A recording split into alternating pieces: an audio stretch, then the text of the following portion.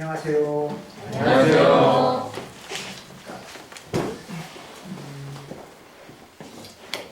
오늘 성시교독 말씀 여러분 잘 아시는 말씀이시죠? 우리 교회에서 자주 읽었던 말씀입니다.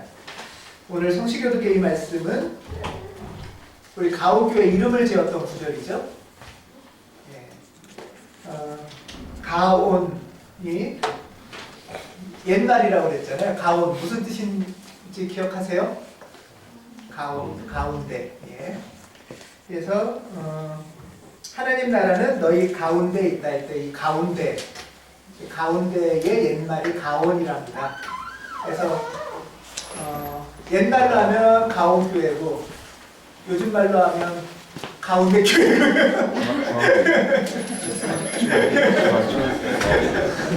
화성 제일중앙교회 뭐 이런 거죠.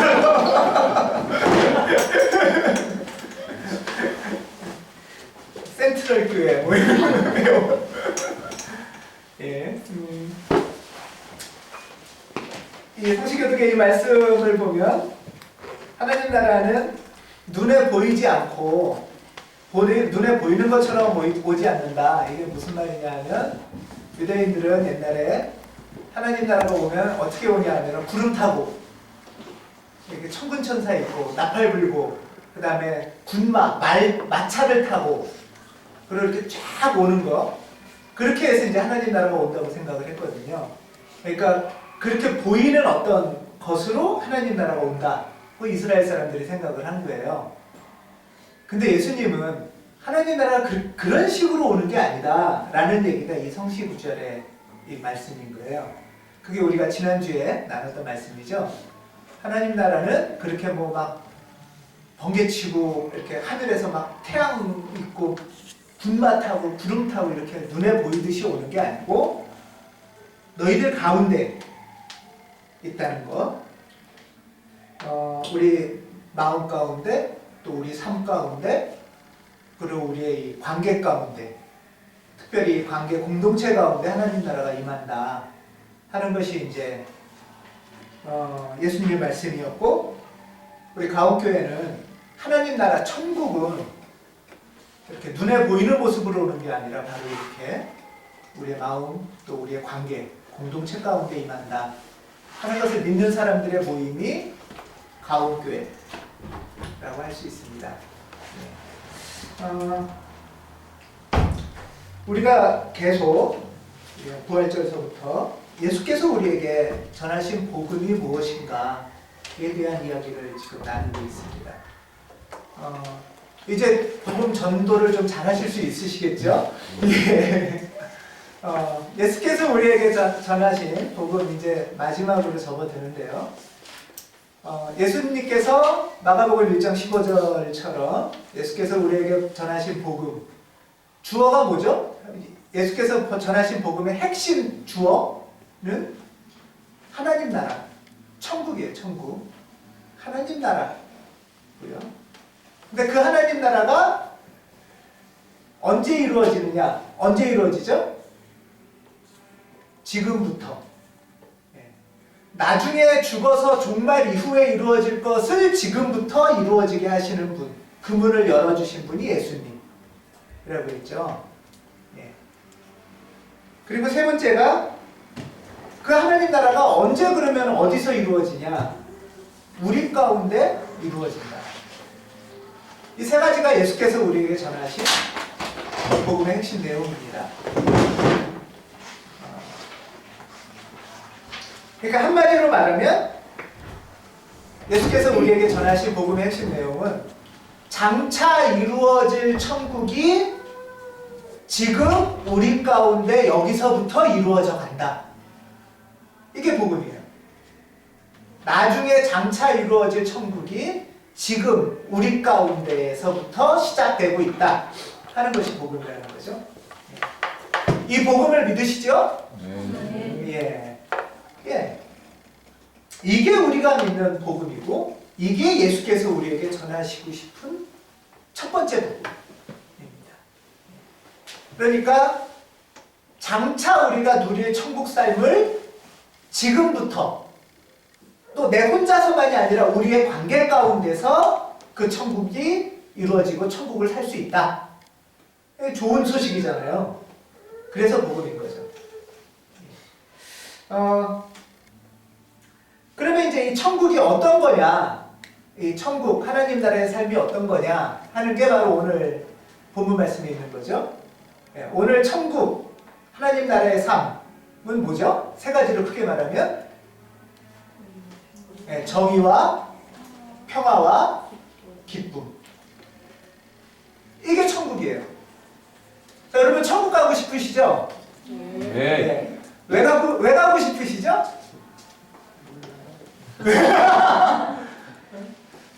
많이 먹어도 살 안 찌고 싶어서 천국 간다든가. 아니면은 이렇게 집안에 일하는 사람 몇 명 부리고 싶어서 천국 가고 싶다든가. 아니면은 거기 가면 공부 안 해도 돼서 천국 가고 싶다든가. 뭐 그런 것도 있을 수 있겠죠. 예.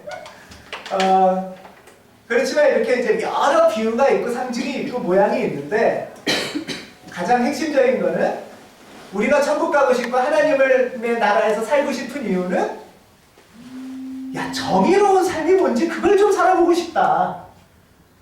정의로운 삶을 한번 좀 살아보고 싶다. 이게 천국 가고 싶은 이유예요. 평화로운 삶을 좀 살아보고 싶다. 이게 천국 가고 싶은 이유인 거죠. 그리고 그 가운데서 정말 기쁨을 좀 누리면서 살아보고 싶다. 이게 우리가 천국 가고 싶은 이유, 예수 믿는 이유라는 거죠. 우리가 예수 믿는 이유, 당신 왜 예수를 믿으세요? 천국 가고 싶어서요. 예수 왜 믿으세요? 천국 가고 싶어서. 그럼 천국 왜 가고 싶으세요? 정말 정의가 뭐고 평화가 뭔지 좀 배우고 누려보고 싶어서요. 그래서 정말 거기서 오는 기쁨을 좀 누리며 살아보고 싶어서요. 이게 예수 믿는 이유라는 거잖아요. 그렇죠? 이게 예수 믿는 이유라고 바울은 얘기를 합니다. 우리는 그런 삶을 살고 싶어서 예수를 믿고 그런 삶을 정말 원했는데 예수께서 그게 가능해 하고 말하신 분이 예수니까 우리가 예수님이 너무 좋으신 분인 거죠. 이게 헷갈리면 안 되는 거예요. 하나님 나라는 우리들의 관계 가운데서 정의나 평화라는 어떤 사건이 이루어지는 거예요. 우리의 삶 속에서 어떤 기쁨이 이루어지는 거예요. 그게 천국이라는 거죠. 만약 이게 아니라면 예수를 잘못 믿는 거예요. 예수 믿었는데 사실은 원하는 건 예수님이 주겠다고 하시는 거와 다른 거를 내가 원한다면 그러면 예수 믿는 것이 조금 잘못 믿는 거죠. 우리가 그걸 좀 생각을 해야 됩니다. 예를 들면 이런 거예요. 정의, 평화, 기쁨 중에 우리가 먼저 가장 오해를 하는 게 정의예요. 정의라고 말하면 우리가 딱 머릿속에 그려지는 게 어떤 게 그려지죠? 네? 정의의 사도로 처단하리라. 내 칼을 받아라. 이런 거 아니에요? 네, 내가 정의의 칼을 휘둘러서 나쁜 놈들 모조리 죽여버리리라. 라는 게 사실 우리 머릿속에 좀 많이 있어요. 황해의 무법자를 쌍권총으로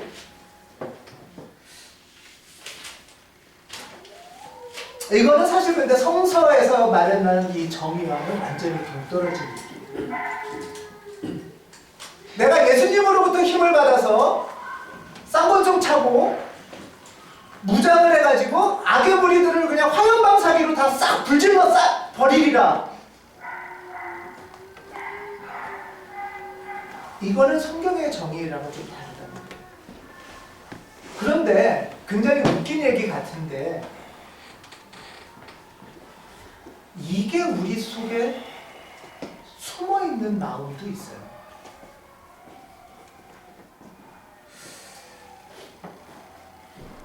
구약 성서에서 말하는 정의는 크게 보면 세 가지인데요. 정의 얘기가 나올 때 주로 어디서 나오냐면 공정한 재판 할 때 정의 얘기가 나와요. 무슨 얘기냐면 그 당시에 못 배우고 가난한 사람들은 공정한 재판을 못 받은 거예요. 재판장에 가도 유전무죄, 무전유죄인 거죠. 그럴 때 성경에서 늘 말하는 말이 공정한 재판, 정의로운 하나님 얘기가 나오는 거예요. 약자고 가난한 자고 못 배운 사람도 하나님의 법 앞에서 동등하다라는 게 정의예요.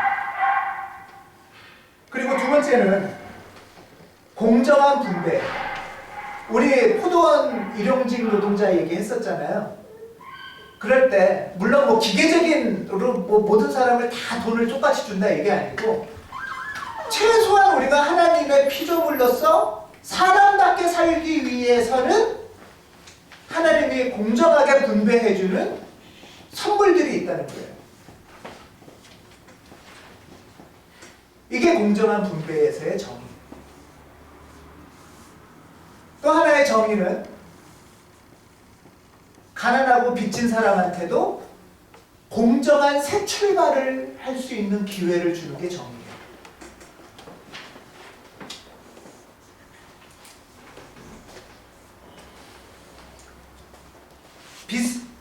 설사 그 빚이 자기가 잘못한 빚일 수도 있어요. 그럴지라도 영원히 너는 네가 잘못했으니까 악의 구렁텅이에서 그냥 사로잡혀서 살아라가 아니고 용서하고 새 출발선에 서게 하고 종로로서에서 해방시켜주는 새 출발의 기회를 주는 게 정의예요. 공정한 재판, 공정한 분배, 공정한 새 출발. 흑수저, 금수저의 출발이 다른 이게 아니고 유전무죄, 무전유죄가 아니고 한번 내가 뭘 실수를 하거나 잘못하거나 게으르면 평생 대대로 또 내 자식들까지 계속 그 굴레에서 살아야 되는 게 아니라는 게 정의의 의미예요.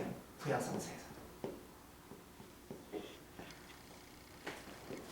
그래서 성서의 정의는 약하거나 가난하거나 부족한 사람에게도 공정한 기회를 다시 선물해 주는 것. 은총이죠, 그러니까. 정의는 선물이고 은총입니다. 그러니까 교회가 정의롭다라는 것은 교회가 힘세져가지고 칼 막 휘두르면서 너 나쁜 놈 너 죽여 이게 아니고 공정한 기회를 주는 선물을 주는 교회는 정의로운 교회인 거예요. 공정한 재판을 못 받는 사람한테 공정한 재판을 받을 수 있는 기회를 주는 곳은 공정하고 정의로운 교회인 거죠. 여러분 혹시 이거 들어보셨죠? 눈에는 눈, 그 다음 뭐죠? 예. 그것에 대해서 우리 성경 공부하거나 할 때도 나눴던 이야기인데요. 이거를 한문으로 동해복수법이라고 합니다. 동해, 같이 해를 당했으면 같은 복수를 한다 이런 법이에요. 동해복수법. 자, 눈에는 눈, 이에는 이. 이것에 대해서 이게 이제 정의의 문제인데요. 어떻게 생각하시죠? 당했으면 그만큼 갚아준다 이런 거잖아요. 그런데 여기서는 원래 이 법의 취지 중에는 갚는다라는 것보다 더 중요한 거는 당한 만큼만 이라는 게 중요한 강조점이에요. 당한 만큼만. 갚을지라도. 무슨 말이냐면 우리가 살다 보면 내가 누구한테 억울한 일을 당할 수 있어요. 그렇죠? 내가 누구한테 억울한 일을 당할 수 있는데 내가 힘이 없으면 당하죠. 그래서 내가 이제 막 이를 앙다물고 힘을 키워서 그 다음에 이제 복수를 해요. 근데 그렇게 복수를 할 때 그 받은 만큼만 복수를 하나요? 우리가 보통은 그거에 5배, 10배, 20배 복수를 하고 싶은가요? 심하게 복수하고 싶잖아요, 사실은. 그쵸? 예. 내가 한 대 맞았으면 10대, 20대 때리고 싶잖아요. 그렇게 10대, 20대 때리는 것을 정의라고 우리가 생각을 하기가 쉽다는 거예요. 근데 그거는 정의가 아니라고. 복수를 하고 돌려줘도 그만큼만, 그 이상 하지 말라는 뜻이 포함되어 있습니다.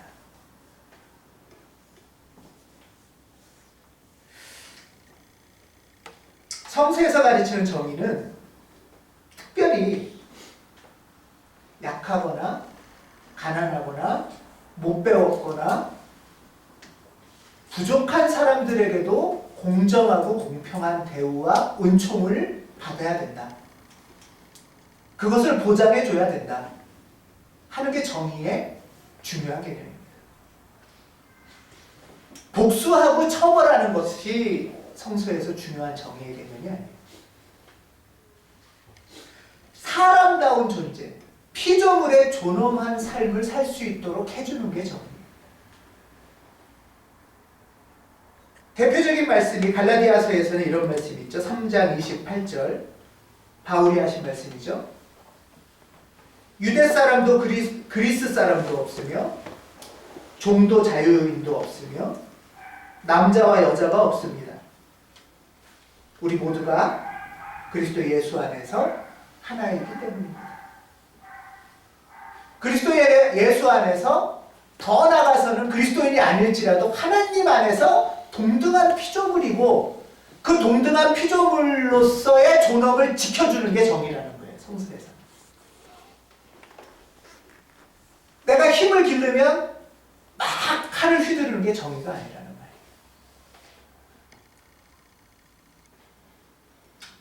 말이에요. 지난 목요일 한국기독교교회협의회 인권센터에서 어떤 조그만 간담회를 주최했습니다.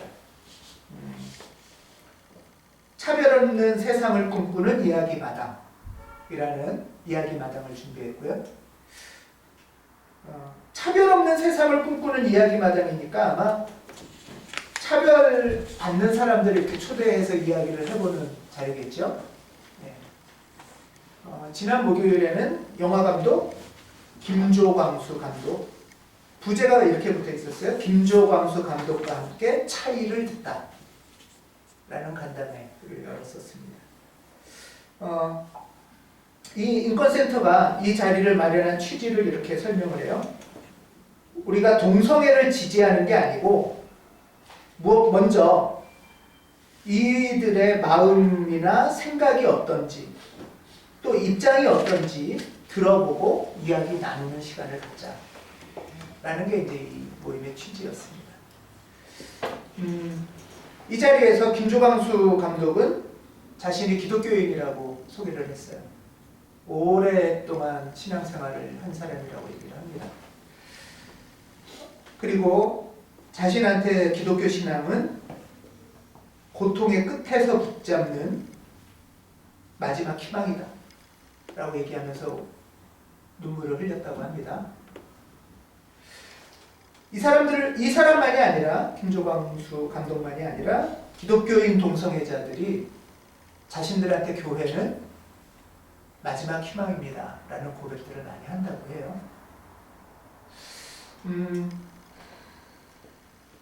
근데 이 간담회가 평화롭게 되지가 않았어요. 언론이나 뉴스를 통해서 보신 분도 계실지 모르겠는데 이 개최 안내를 보고 먼저 홍보 안내를 수많은 이제 반대하는 사람들이 항의 전화를 엄청 많이 했대요. 왜 이런 걸 하냐? 그래서 우리는 뭐 동성애를 찬성하는 게 아니고 이야기를 나누려는 거다. 기독교인이고 그 사람도.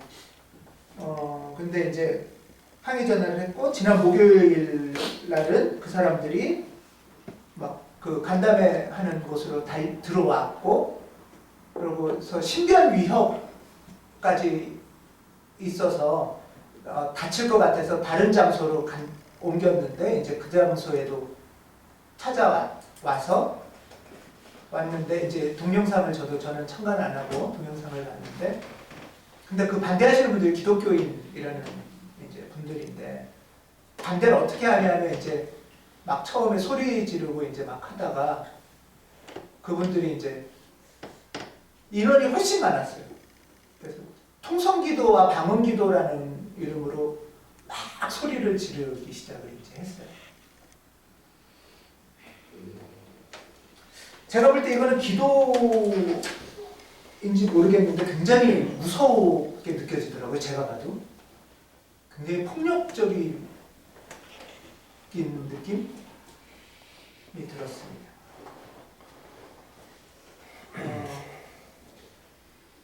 결국 주최 측은 신변의 위협을 느껴서 경찰 보고를 요청하고 이렇게 몰래 빠져나가고 이제 이런 일이 생겼었어요.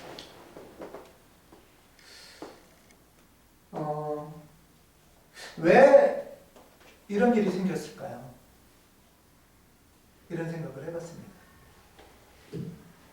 같은 기독교인이라고 하는데 어떻게 왜 이런 일이 생겼을까?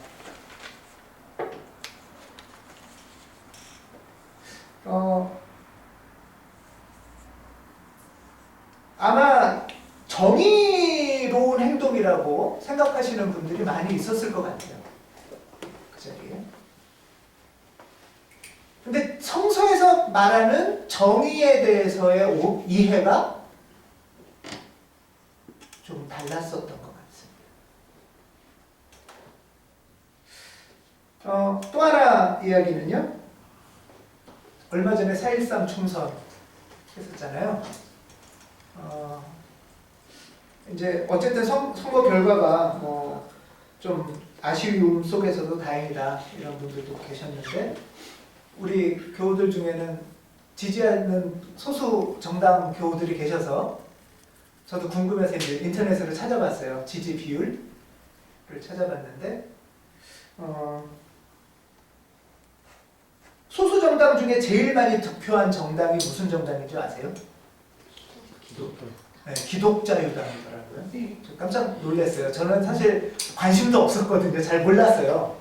네, 잘 모르고. 근데 이제 봤더니 뭐 녹색당, 민중연합당, 노동당, 복지국가당 다 합친 것보다 기독자유당이 훨씬 많더라고요. 그래서 제가 좀 잘 몰라서 기독자유당은 어떤 당인가 하고 홍보 영상이 있어서 홍보 영상을 봤습니다. 짧은, 별로 길지 않아요. 뭐 자세한 정책들이 있었겠지만 그 영상에서는 주요 홍보 정책은 3가지였습니다.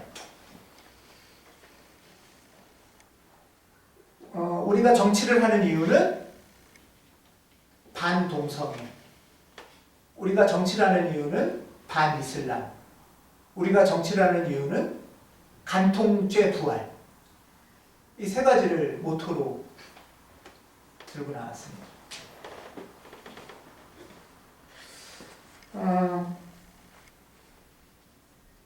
이제 다른 이제 이것 때문에 다른 분들은 간통죄는 위헌 결정이 나서 이제 폐지가 된 건데 그러면 이건 어떻게 하려고 하냐고 물어봤었대요.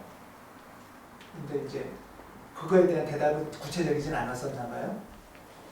또 종교 자유가 헌법에 보장되어 있는데 이렇게 말하면 이거 위헌 아니냐고 했는데 그거에 대해서도 자세한 얘기는 없었다고 해요. 문제는 기독교인이라는 입장으로 정치, 공공의 영역에서 많은 사람을 위해서 정치를 하겠다고 하는데 이렇게 반대를 하는 것이 주요 정책인 것이 저는 좀 조금 의아하고 놀랍기도 했는데요.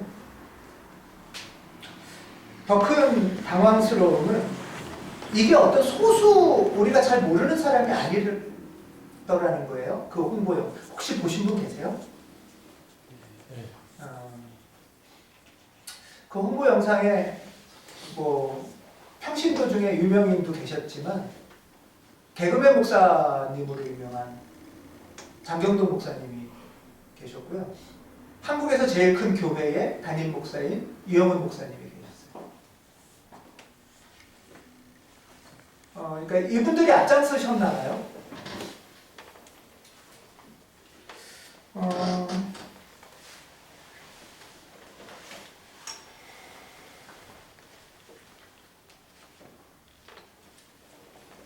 미국에도 이러한 이야기들이 좀 많이 이야기가 되고 있어요. 트럼프라는 대통령 후보가 있죠. 유색인종 불법 이민자들을 쓰레기라고 하고 자시 우리 백인들이 이 사람들하고 사는 걸 역겹다. 또 뭐 멕시코 이민자들을 범죄자나 성폭력범이라고 부르고 미국하고 멕시코 사이에 장벽을 세우겠다. 뭐 이런 말을 했다고 해요. 이 사람들이 주로 말하는 것이 뭐냐 하면 이 세상이 지금 큰일 났다. 이 나라가 지금 망하게 생겼다. 경제가 위태위태하다. 우리 다 죽을지도 모른다.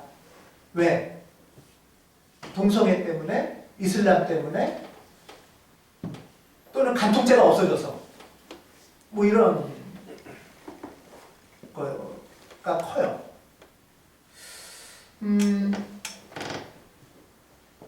이 지금 동성애를 지지하거나 또는 뭐 이런 어떤 사람들 뒤에는 다 북한이 배후에 있다 이렇게 얘기도 하더라고요. 공식적으로. 네.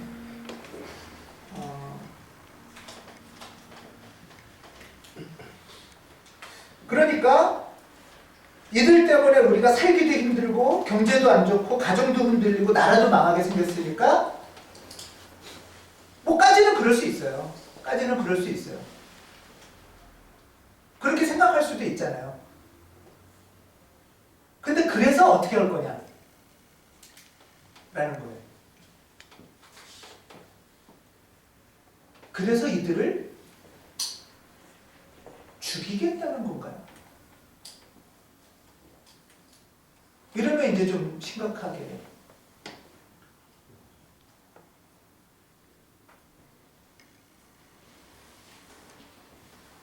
내가 정의의 사도가 돼서 총칼을 들고 그들을 싹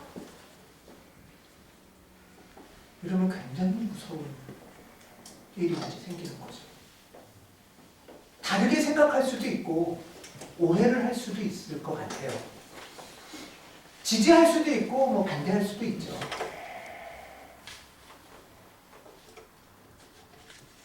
그거하고 내가 힘만 생긴다면 모조리 휩쓸어버리겠다는 굉장히 다른 태도.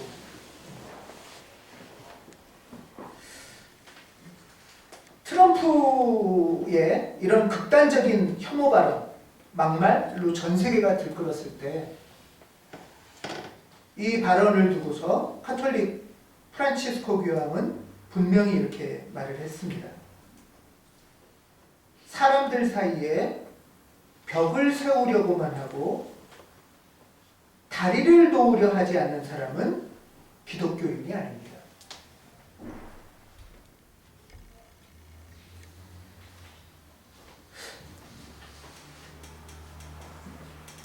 누군가를 계속 미워하고 적대시하고 모든 원인, 내가 지금 괴롭고 힘들고 죽겠는 게 다 너 때문이야. 그러니까 내가 너를 어떻게 할 거야.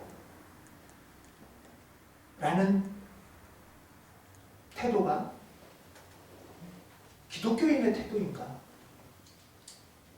하고 묻는 거죠.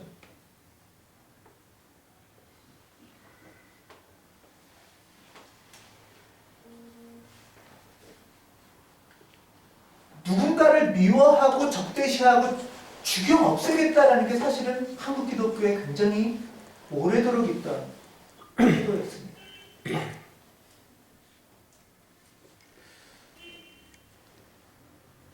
근데 저는 이게 기독교가 아니라고 생각합니다. 이런 사람들이 기독교인인가요? 다르게 말하면 이렇게 얘기할 수 있을 것 같아요. 폭력적인 근본주의자. 폭력적 근본주의자 이슬람 안에도 있습니다. 제가 그러니까 IS 하는 거 잘 알고 있다. 그런 얘기가 아니죠. 나는 동성애주의자고 동성애를 지지한다. 그런 얘기랑은 전혀 다른 차원의 얘기를 지금 하는 거죠. 내가 싫거나 나는 이해가 잘 안 되거나 나랑 입장이 다른 사람에 대해서 나는 어떻게 대할 건가 하는 얘기예요. 나랑 다른 사람에게 우리 기독교인들은 어떻게 하는 것이 예수님의 가르침을 따르는 건가 하는 이야기예요.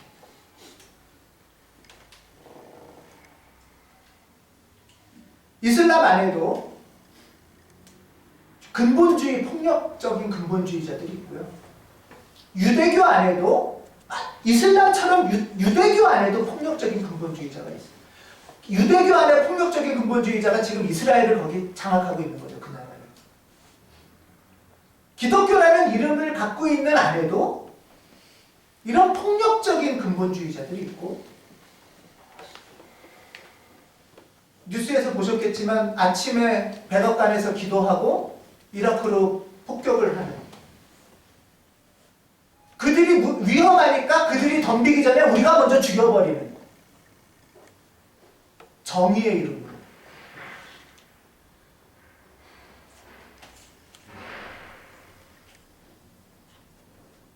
이것은 예수의 복음을 따르는 사람들이 아니라고 저는 생각합니다.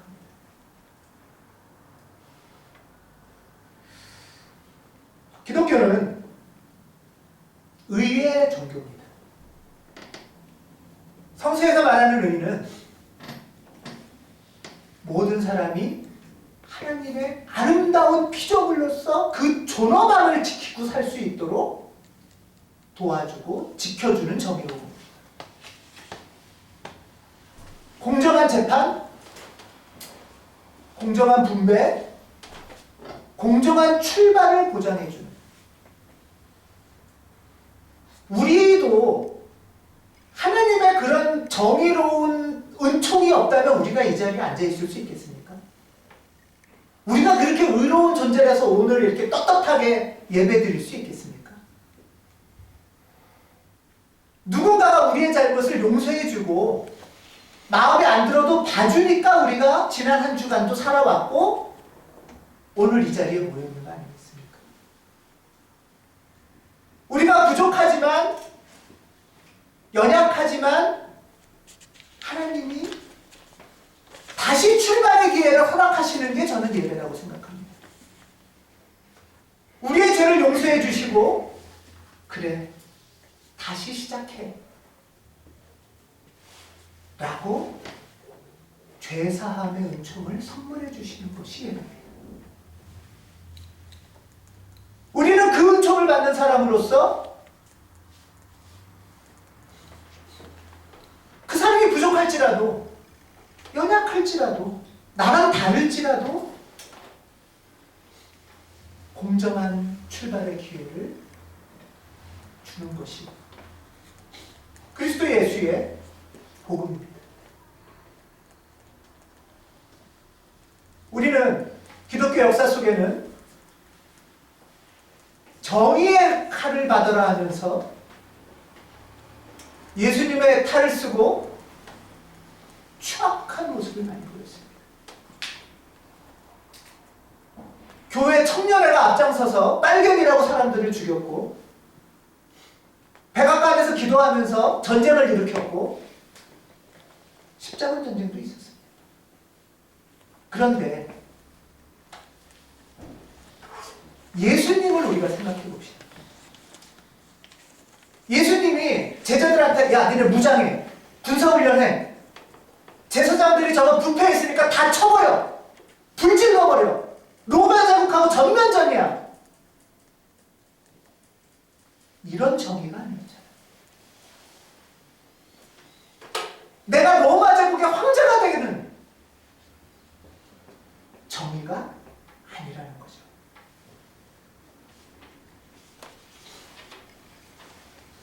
저는 한국교회 속에도, 기독교 역사 속에도 그런데 이런 폭력적인 근본주의만 온전히 기독교를 사로잡고 있다고는 보지 않습니다. 오히려 끊어지지 않고 그리스도 예수의 복음을 따라온 복음의 줄기가 있습니다. 저는 그 줄기를 오늘 제목처럼 정의평화 기독교, 정의평화 교회라고 불러봅니다. 하나님 나라는 나쁜 놈들 다 죽이고 내가 황제가 되는 게 하나님 나라가 아니고 하나님의 정의와 평화가 이루어지길 간구하면서 수많은 교회와 성도들이 헌신하고 섬긴 나라입니다. 무엇이 이단일까요? 한국교회는 또 하나 굉장히 많은 공포를 주는 게 있어요. 야, 니네 이슬람 믿으면 이제 큰일 나. 이슬람이 우리나라를 덮쳐서 다 죽이고 뭐 그럴 거야. 이런 공포감을 막 소문을 줘요. 그전에는 야, 니네 북빨갱이들이 다 전 세계를 휩싸일 거야. 그런 얘기 많이 들었잖아요. 그쵸? 그런 것처럼 이단이 기독교를 다 잠식해버릴 거야. 이런 공포 마케팅이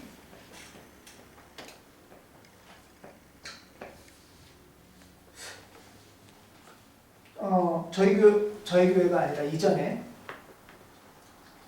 마정물 교회 때 저와 김영희 집사님도 이단이라는 소리를 들은 적이 있는데요. 왜 들었는지 아세요? 고등학생한테 들었어요. 이 교회를 왔더니 초를 켜놨다고.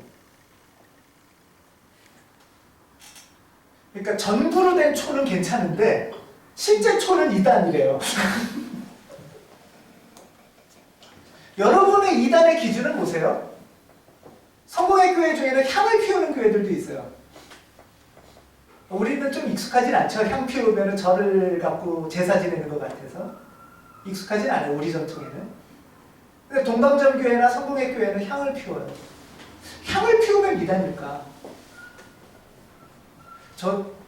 이거 한복은 어때요? 또는 서양종을 치는 거와 우리 이거는 동양종, 한국종인데 동양종을 치는 거 어떤 게 이단일까? 또는 이런 것도 있었어요. 유아세를 인정하냐 인정하지 않냐로 이단이냐 아니냐. 근데 저는 이단은 그 기준은 예수 그리스도의 복음, 하나님 나라에 있다고 합니다. 그러면 예수 그리스도께서 전하신 하나님 나라는 뭐죠? 정의, 평화. 성령 안에서 정의, 평화 때문에 누리게 되는 기쁨. 이게 이단의 기준이죠.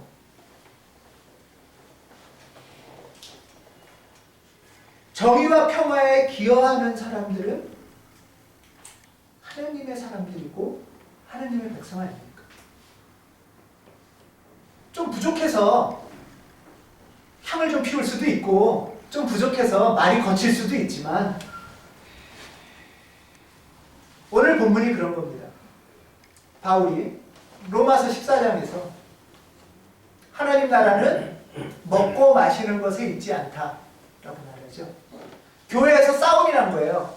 너 이단이야. 서로 이런 거예요. 왜? 이쪽 판은 돼지고기 먹고 이쪽 판은 돼지고기를 안 먹어서. 이쪽 판은 술을 먹고 이쪽 판은 술을 안 먹어서. 이런 거죠. 또는 뭐가 있을까요?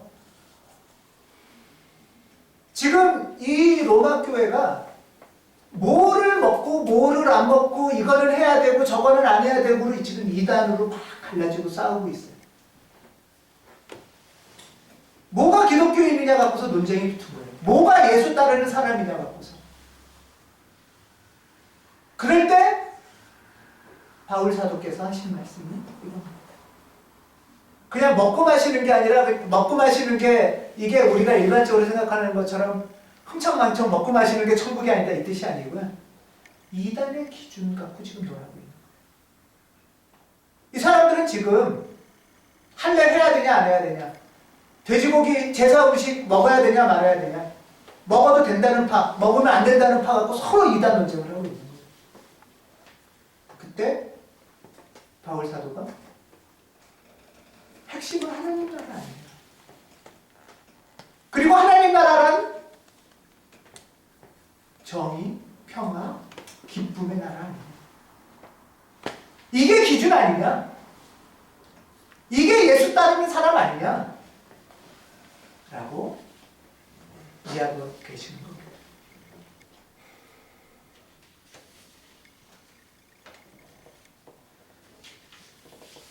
그러면서 이어져서 18절에 보면 그리스도를 이렇게 섬기는 사람은 하나님을 기쁘게 해드리고 사람에게도 인정을 받습니다.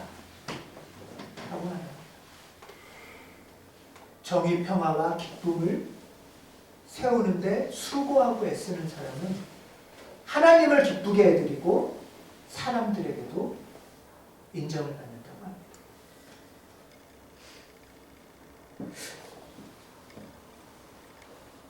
특별히 한국교회는 어떤 사람들한테 인정을 받아야 할까?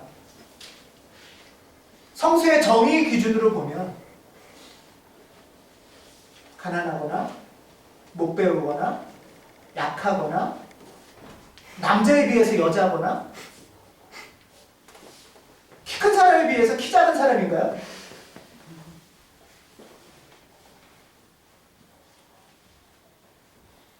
우리는 예수를 왜 믿을까? 왜 천국에 가고 싶을까? 정의와 평화. 나는 누구한테 인정을 받고 싶을까? 내가 신앙생활을 하는 것은 누구로부터 인정을 받고 싶고 어떤 사람으로부터 주목받고 싶은 것인가? 지금 바울은 이 질문을 우리에게 던지고 있습니다. 저는 우리 가온교회가 하나님의 정의 평화를 세우는 교회가 되기를 바랍니다. 여러분의 가정이 천국이 되기 바라시죠? 여러분의 가정이 천국이 된다는 건 여러분의 가정 안에 하나님의 주시는 정의와 평화가 세워지는 가정입니다. 그리고 그것 때문에 기쁜 거예요. 감사한 거예요. 인정받는 거예요. 우리 교회, 우리 가정이, 그래서 우리 아이들이 정의롭고 평화로운 아이, 그래서 사람들로부터 존중받고 성령 안에서 주시는 그 기쁨의 선물을 누리는 아이들,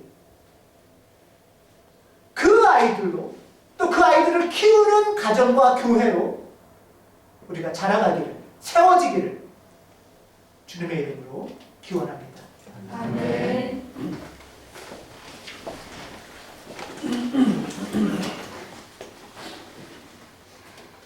하나님,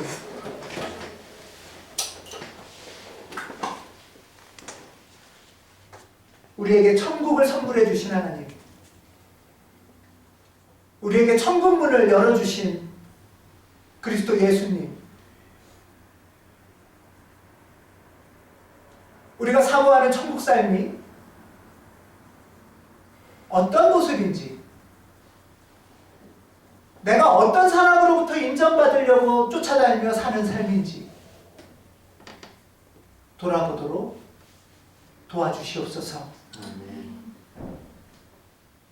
우리 가정에, 우리 교회에 하나님의 의와 평화가 세워지게 하시고, 그로 말미암아 우리 안에 넘치는 기쁨이 날마다 일어나도록 성령께서 사로잡아 주시옵소서.